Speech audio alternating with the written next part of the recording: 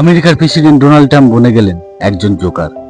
বলা হয় কুকুরের লেজ কখনো সোজা হয় না, আর সেটা যদি হয় পাকিস্তান, তাহলে তো কোনো কথাই হবে না।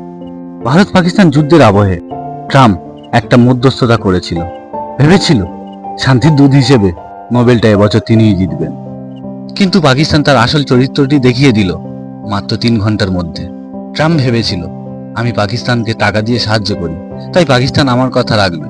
কিন্তু পাকিস্তান সেই কালসাপ, যে তাকে বাঁচাবে ও কিন্তু তার উপরেই সবল বসাবে। পাকিস্তান হাতে পায়ে ধরে এই যুদ্ধবিরতি চেয়েছিল, আর ভারতও সেটি বিশ্বাস করে সাময়িক যুদ্ধবিরতি মেনে নেয়। 10ই মে মার্কিন প্রেসিডেন্ট ডোনাল্ড ট্রাম্পের মধ্যস্থতায় যুদ্ধবিরতির সিদ্ধান্ত নেওয়া হয়। ভারত এই প্রক্রিয়ার সম্মান দেখিয়ে শান্তি চুক্তি মেনে চলে, কিন্তু পাকিস্তান আবারও তার বিশ্বাসঘাতকতার পরিচয় দেয়। যুদ্ধবিরতির কয়েক ঘন্টার মধ্যেই তারা গোপনে ভারতের সীমান্ত চৌকিতে গুলি চালায় ও ড্রোন হামলা করে। ভারতও তার উপযুক্ত জবাব দেয়। দুঃখের বিষয় হলো এতে 2 ভারতীয় জওয়ান শহীদ হন। পাকিস্তান আন্তর্জাতিক চাপ থেকে নিজেকে রক্ষা করতে যুদ্ধবিরতির মুখোশ পরে, অথচ ভিতরে ভিতরে সন্ত্রাসবাদীদের লালন পালন ও ভারত বিরোধী ষড়যন্ত্রে লিপ্ত থাকে। এটি একটি আন্তর্জাতিক নিরাপত্তার জন্য হুমকি। ভারত একটি শান্তিপ্রিয় দেশ, কিন্তু নিজের নাগরিকদের সুরক্ষা ও ভূখণ্ড রক্ষার প্রশ্নে কোনো রকম আপোষ করে না। ভারত জাতিসংঘ ও আন্তর্জাতিক সম্প্রদায়কে আহ্বান জানাবে যেন তারা পাকিস্তানের এই রাষ্ট্রীয় সন্ত্রাসের বিরুদ্ধে কঠোর পদক্ষেপ নেয়। ভারত তাদের হাতে সমস্ত প্রমাণ তুলে দেবে।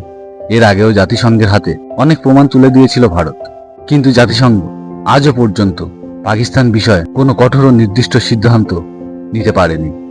তাই জাতিসংঘের কাছে গিয়ে যে খুব একটা সুবিধা পাবে ভারত, তা আশা করা বৃথা। 2025 সালের ঘটনা আবারও প্রমাণ করল পাকিস্তান একাধারে একটি ব্যর্থ রাষ্ট্র এবং সন্ত্রাসবাদের আশ্রয়দাতা। ভারত এই চ্যালেঞ্জের মুখোমুখি হয়ে যেমন প্রতিরক্ষা জোরদার করেছে, তেমনি আন্তর্জাতিকভাবে পাকিস্তানকে একঘরে করার কূটনৈতিক উদ্যোগও নিয়েছে। কিন্তু শান্তি প্রতিষ্ঠা তখনই সম্ভব যখন পাকিস্তান সন্ত্রাসবাদের পথ পরিত্যাগ করবে, এবং যেটা পাকিস্তানের কাছ থেকে কখনো আশা করা যায় না। তবে ভারত কড়াভাবে জানিয়ে দিয়েছে তাদের এই অপারেশন সিঁদুর অব্যাহত থাকবে। যদি এর পরেও পাকিস্তান কোনো অ্যাটেম্প করে এবং ভারত বা ভারতীয়দের ওপর আবার অ্যাটাক করার চেষ্টা করে, তবে ভারত আর ছেড়ে কথা বলবে না। ভিডিওটি যদি ভালো লেগে থাকে তো একটা করে লাইক দিয়ে দেবেন এবং সাবস্ক্রাইব করতে ভুলবেন না।